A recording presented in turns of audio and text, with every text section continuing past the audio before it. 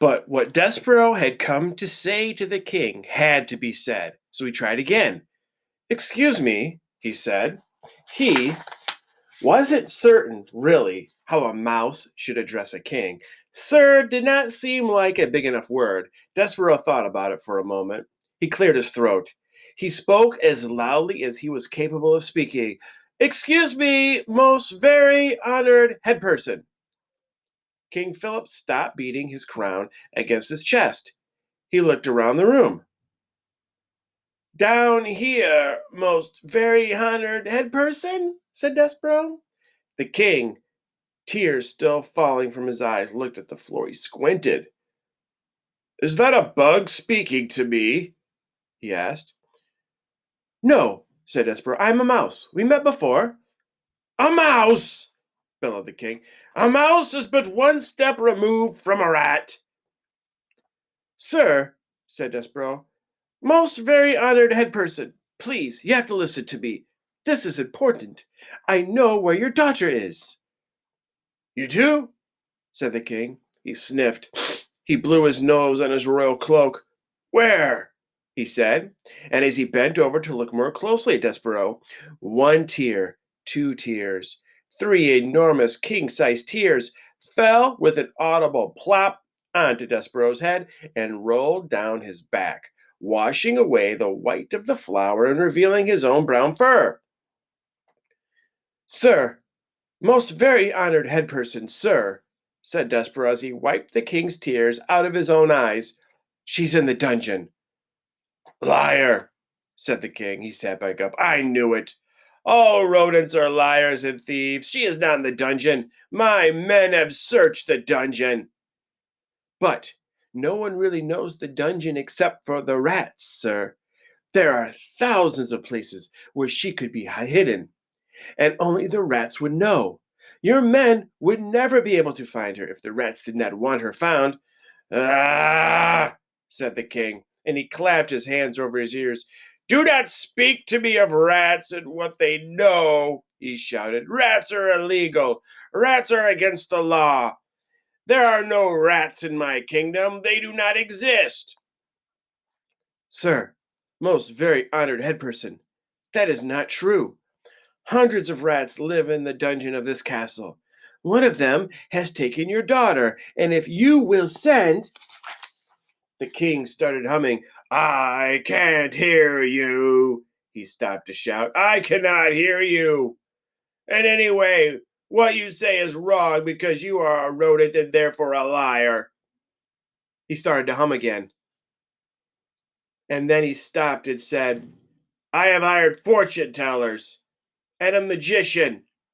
They are coming from a distant land. They will tell me where my beautiful daughter is. They will speak the truth. A mouse cannot speak the truth." "I'm telling you the truth," said Despereaux. "I promise." But the king would not listen. He sat with his hands over his ears. He hummed loudly. Big fat tears rolled down his face and fell to the floor. Despereaux sat and stared at him in dismay. What should he do now?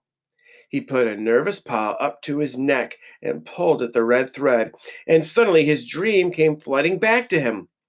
The dark and the light and the knight swinging his sword and the terrible moment when he had realized that the suit of armor was empty.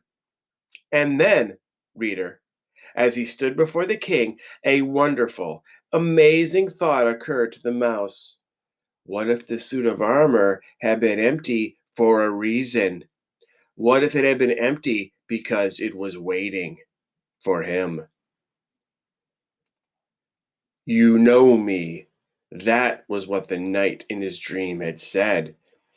"Yes," said Despereaux out loud in wonder, "I do know you." "I can't hear you," sang the king. "I'll have to do it myself," said the mouse. "I will be the knight in shining armor. There is no other way. It has to be me." Despereaux turned. He left the weeping king. He went to find the threadmaster. Chapter 42. The Rest of the Thread. The threadmaster was sitting atop his spool of thread, swinging his tail back and forth and eating a piece of celery. Well, look here, he said when he saw Despereaux. Would you just look at that? It's the mouse who loved a human princess, back from the dungeon in one piece. The old threadmaster would say that I didn't do my job well, that because you are still alive, I must have tied the thread incorrectly, but it is not so. And how do I know it is not so? Because the thread is still around your neck. He nodded and took a bite of his celery. I need the rest of it, said Despereaux. The rest of what? Your neck? The rest of the thread. Well, I can't just hand it over to any old mouse, said the threadmaster. They say red thread is special, sacred, though I, myself, after having spent so much time with it, know it for what it is. What is it? Said Despereaux. Thread, said the threadmaster. He shrugged and took another loud bite of celery. Nothing more, nothing less. But I pretend, friend, I pretend. And what, may I ask, do you intend to do with the thread? Save the princess. Ah, yes, the princess. The beautiful princess. That's how this whole story started, isn't it? I have to save her. There is no one but me to do it. It seems to be that way with most things. No one to do the really disagreeable jobs except oneself. And how exactly will you use a spool of thread to save the princess? A rat has taken her and hidden her in the dungeon. So I have to go back to the dungeon, and it is full of twists and turns and hidden chambers. Like a maze, said the threadmaster. Yes, like a maze. And I have to find my way to her, wherever she is hidden. And then I have to lead her back out again. And the only way to do that is with the thread. Gregory the jailer tied a rope around his ankle so that he would not get lost. As the mouse said this, he shuddered, thinking of Gregory and his broken rope dying, lost in the darkness. I, said Despereaux, I will use thread. The threadmaster nodded. I see, he said.